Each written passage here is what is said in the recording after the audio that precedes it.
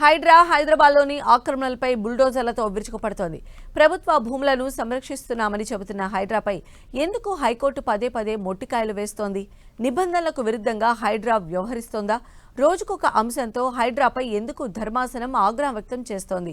మొన్న బతుకమ్మ కుంట, నేడు లోతుకుంట వ్యవహారంలో హైడ్రా ఎందుకు విమర్శల పాలవుతోంది? అసలు లోతుకుంట భూ వివాదంలో ఏం జరుగుతోంది? హైకోర్టు ఎందుకంత సీరియస్ అయింది? Let's watch this story.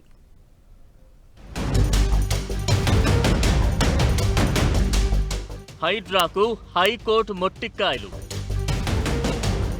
High court orders ను హైడ్రా పెడచెవిని పెడుతోందా?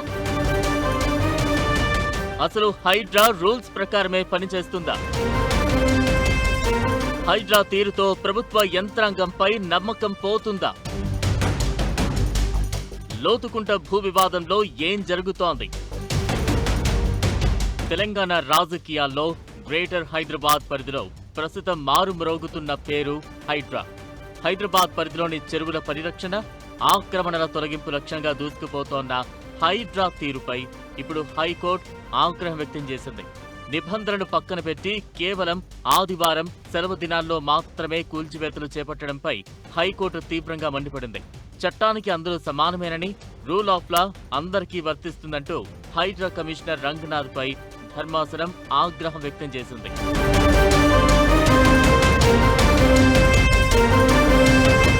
మేడ్చల్ మల్కాజ్గిరి జిల్లా లోతుకుంట పరిధిలోని సుమారు 40 ఎకరాల వివాదాస్పద భూమి విషయంలో శాంతా శ్రీరామ్ కన్స్ట్రక్షన్స్ దాఖలు చేసిన పిటిషన్ ఈ వివాదానికి మూలంగా నిలిచింది. ఈ స్థలంపై ఎలాంటి చర్యలు తీసుకోవద్దని కోర్టు గతంలోనే ఆదేశించింది. అయితే కోర్టు ఆదేశాలను పక్కన పెట్టి మరీ హైడ్రా అధికారులు ఆ భూముల్లోకి ప్రవేశించి కూల్చేశారన్నది ప్రధాన ఆరోపణ. హైకోర్టు ఆదేశాలు ఉన్నప్పటికీ హైడ్రా టీం అక్కడకు వెళ్లడంతో మూడోసారి కోర్టు ధిక్కరణ పిటిషన్ దాఖలు చేశారు.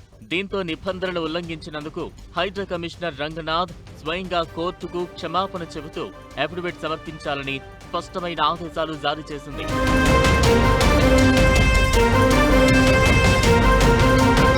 హైకోర్టు హైడ్రా విషయంలో హెచ్చరికలు జారీ చేయడం ఇదే తొలిసారి కాదు. గతంలో బతుకమ్మ కుంట వ్యవహారంలోనూ హైడ్రా కమిషనర్ రంగనాథ్ను హెచ్చరించింది. ఆ తర్వాత హైడ్రా తీరుపై అంతగా విమర్శలు వచ్చింది మాత్రం లోతుకుంట వ్యవహారమే. ఈ లోతుకుంట వ్యవహారంలోనే ఇప్పటివరకు ఏకంగా 3 సార్లు హైకోర్టు ఆగ్రహం వ్యక్తం చేయడం సంచలనంగా మారింది. ప్రైవేటు భూములకు ఆర్మీతో భద్రత కల్పించాలా అంటూ ఘాటు వ్యాఖ్యలు చేసింది హైడ్రా.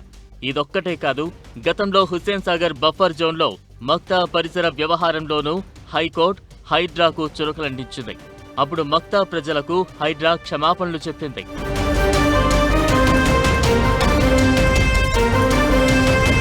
అయితే ఇంతవరకు బానే ఉన్నా ప్రస్తుతం హైకోర్టు చేసిన హెచ్చరికలతో హైడ్రా యంత్రాంగం ఆత్మరక్షణలో పడింది.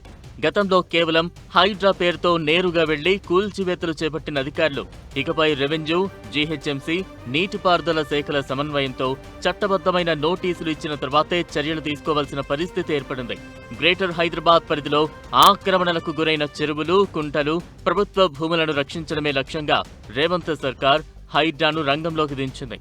ప్రస్తుతం హైకోర్టు చర్యలతోనైనా హైడ్రా తీరు మార్చుకుంటుందా లేదా అన్నది చూడాలి.